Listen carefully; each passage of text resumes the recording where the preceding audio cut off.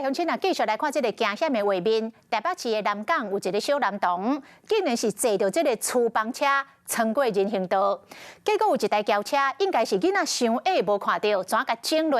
囡仔是互夹落车卡，可你加在量真大尾，平安无代志。但是囡仔就生惊，走到对面路是挨甲真大声。啊，同行的亲友看到囡仔出代志，竟然还佫伫后壁慢慢啊行，佫先摕这个厨房车，再来看这个囡仔的状况，互朋友甲因经体扣洗咯。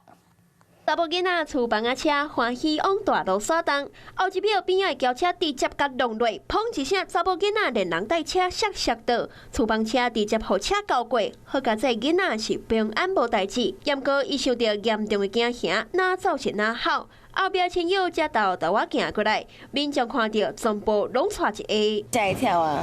怎么是隔壁的孙子啊？我会吓到啊！我们会特别小心，小心什么样危害？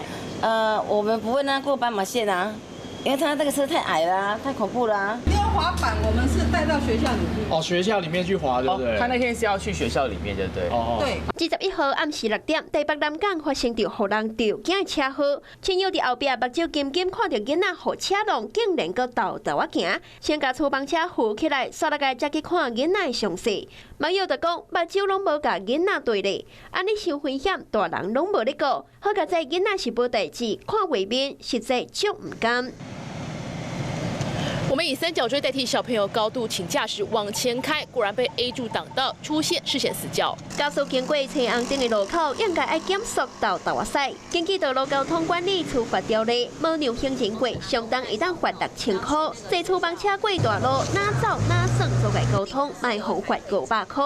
囡仔无满14岁，得罚监护人。新行人穿越道有行人穿越，不暂停礼让行人先行通过者，处新台币1200元以上6千元以下罚款。毕竟这么细汉的囡仔，家己过大路本来就较高发生危险，嘛因为无够悬，驾驶根本看袂到人，一个无细腻就会造成恐怖意外，死到亲友就算后悔嘛袂负咯。